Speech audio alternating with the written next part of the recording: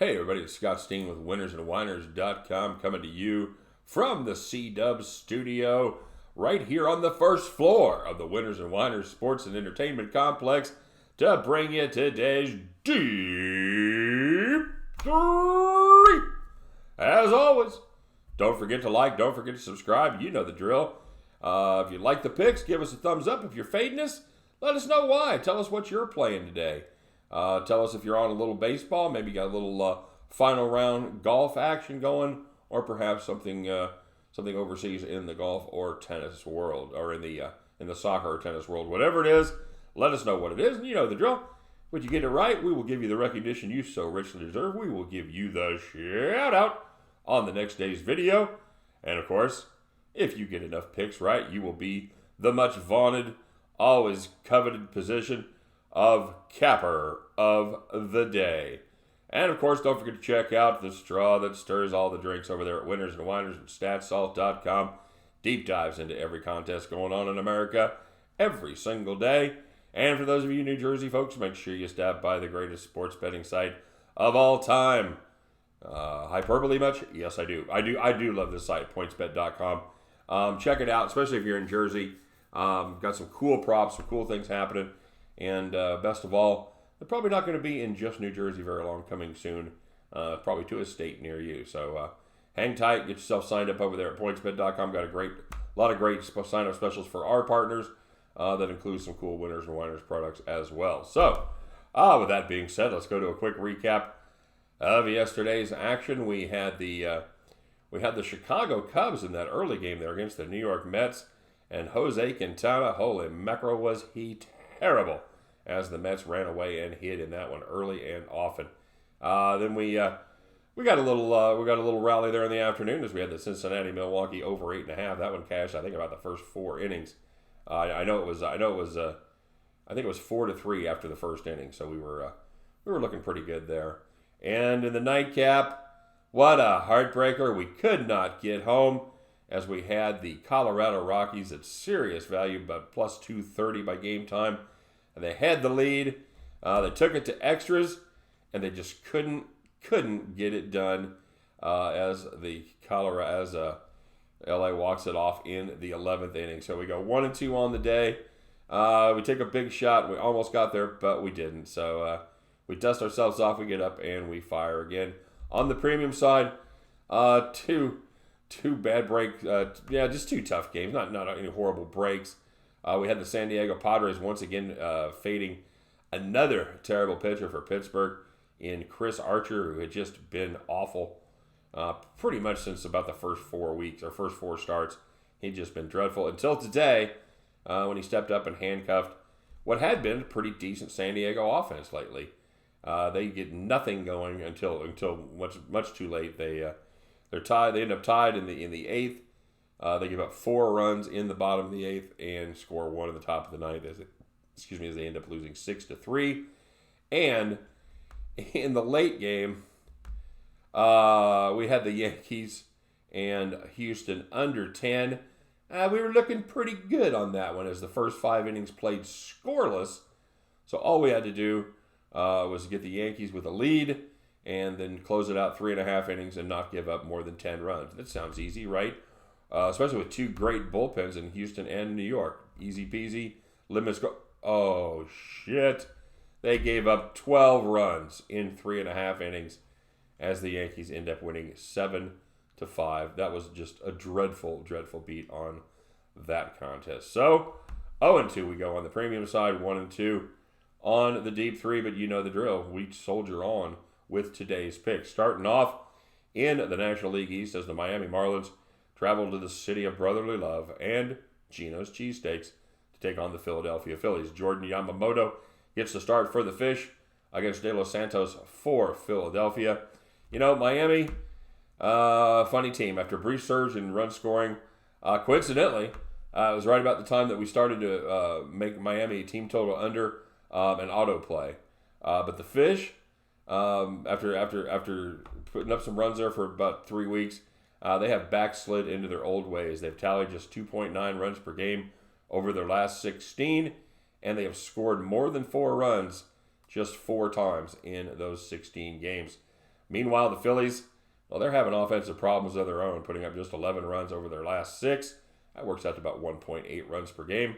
And for Miami, Jordan Yamamoto, it's been a very pleasant surprise. In his 2 starts, he's given up no earned, just 5 hits over 14 innings. De Los Santos, who's been called up to make a spot start, struggled early in the season before being sent back to AAA, but he did a fine job there, but he is plagued by the same trouble at all levels. Namely, he gives up too many home runs. He did it in AAA, he did it in AA, and he does it in the majors. Good news for him, however, and us, the Marlins most likely won't be able to take advantage of that. They are dead last in the majors in homers, they are dead last in extra base hits, and they are dead last in runs scored. Sure, Jordan Yamamoto is most likely due for some regression. I just don't think there's going to be enough regression to make up for these 2 struggling offenses. Give me the Miami Marlins, Philadelphia Phillies under 9.5 in that one. And we're staying in the National League East as Atlanta takes on Patrick Corbin. There's been a late pitching change in this one. Mike Soroka goes for Atlanta against Austin Voth for the Washington Nationals. A couple reasons to like this game, and none of them have to do with the spot starter. I liked it before they announced Austin Voth. Now we may have to pay a little premium. That number may go up to 9.5. We have it capped at 9 on the total. It may be up. In fact, I've got the number up right here. Let me look and see.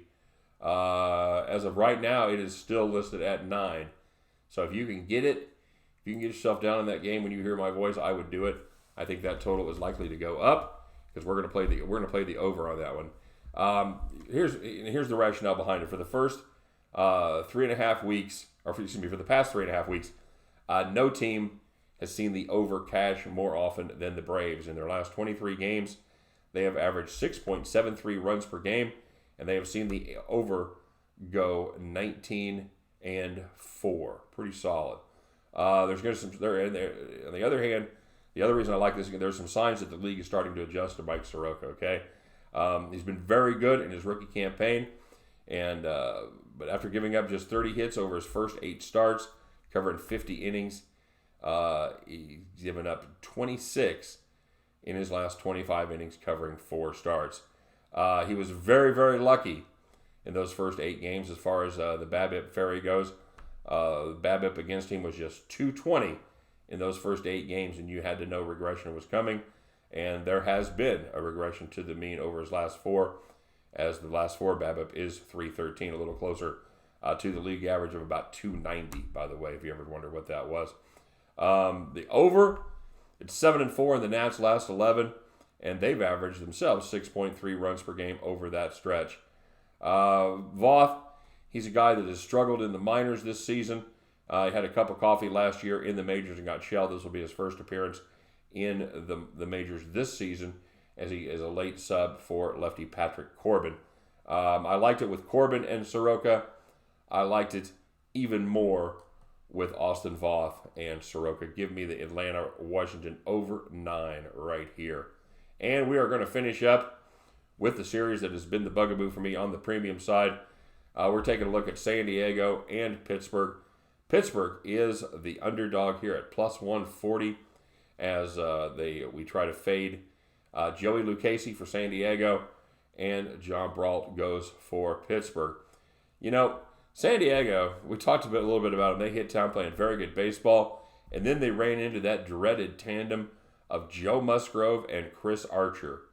They lipped their lips, they smiled in anticipation, and then they went out and scored 4 runs in 2 games. Folks, if you can't score any more than 4 runs against Joe Musgrove and Chris Archer, you are officially struggling, my friend. Now they get Steven Brault, who has actually been pretty good since they moved him permanently into the rotation. He doesn't strike out a lot of hitters, but what he does is he limits hard contact. He's got a very high ground ball rate and a very low line drive rate, like 17%. Joey Lucchesi is a guy we've talked about frequently, mainly due to his insane first inning numbers, where he's only given up a first inning run in 1 start. But here's the deal with Mr. Lucchesi. He is much better at home. In his 5 road starts, he's got an ERA of 5.88. Not good at all. I think this will most likely be another close one, but I like the Buccos right here to get it done at plus 140. We didn't have an official doggy style pick of the day. This is about as close as it's going to get. I'm trying to make it the doggy style anything over 150. All right, that's kind of what I'm looking at for serious value.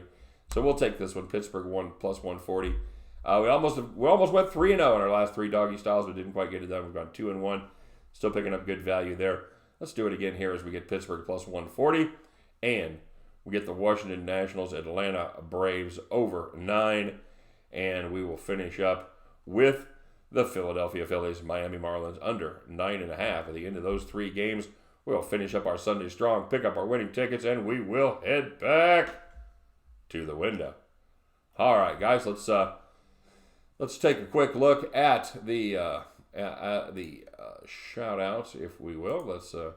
Hey, it's me. Look at that. By the way, you got to tell me if you like. We're playing in the studio here. My director, producer / producer. They like this long shot here a little bit with more of the background and less gigantic head. So let me know what you guys think. If what you think of our 2 styles there. Bigger head, smaller head, more of me, more backdrop. Or most importantly, tell me if you give a shit, because I'm guessing if you're like most people watching videos, as far as sports handicapping goes, you're not really looking for the aesthetics. You're like, well, the guy went 7-0 over the last 3 days, but I'm not really digging the long shot. I think his head's too small. Fuck it, I'm not watching that anymore. So I know, but if you have an opinion, let me know what it is, because I'm kind of torn on what I think. All right, so enough about that. Yeah, there's the premium picks. If you want to get more premium plays, man, we've had a bad week. We were mega profitable here about a week ago, and we've kind of fallen off the cliff here the last couple of days. Dipped below 500 for the first time in a long time, so we look to rally and get that taken care of. If you're interested in riding the train as we get her rolling again, please check out the link there for our premium plays. All right, guys, taking a look at the shout-outs today. We have Elliot V. I'm assuming it could be Elliot the Fifth. I'm not sure. Elliot, he had a play in the Cincinnati run line, which is the Cincinnati, straight up at positive value. Very popular play. Didn't quite get it done, but he did hit the Minnesota run line, minus 121. Hey, no sweat there, buddy. As you went to extra innings, Minnesota still covered the run line. You're welcome, terrible Royals bullpen. And he also had the New York Yankees run line plus 105. Both of those came in. That makes him 2-1 plus 105 on the day. Rod Zawacki. Rod, he had a couple picks that I really liked. He had the Cincinnati once again.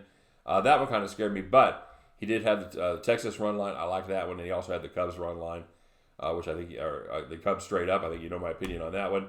Tough day for Rod, as those he just did not have a good day with those picks. Crash on Spencer. He had the Twins once again on the run line, minus 121. He also had Cleveland on the money line, minus 180. Hey, Crash on. I got to ask you, dude. You had the L.A. Dodgers, and you said half, and Seattle half. Was it half a unit? Was it first half? Was it first 5? So tell me what you were looking at there, bud. And if it was the first half, the Dodgers, they were not up at the half. Seattle was. I believe that's correct. So let me know what you're playing. But I make that as 2-2 on the regular picks, and then I think 1-1 at best on the ones I couldn't figure out. So I think Krajon probably got squeezed for the juice today. Not an awful day compared to some of the rest of us, like myself. Christopher Smith, man, he was capper of the day recently. He had the New York Yankees today, and he also hit Baltimore on a nice positive value play at plus 160. Well done, Christopher. The Cactus Capper. Tough day out in the desert for the Capper. He was on the Cubs with us. He had Cincinnati in the first 5, a little different spin on that one. And he also had Paul Casey over Jason Day. And Jason Day had a nice round today. So, Kent P. Kent P got squeezed a little. Looked like he got squeezed for the juice here, as he had the Cincinnati-Milwaukee over 9. And he also had the Colorado Rockies on the run line. Nice job, bud. Plus 1.5 at minus 101. That was a solid play there, as we went for the big enchilada. Kent P played it safe, and that paid off.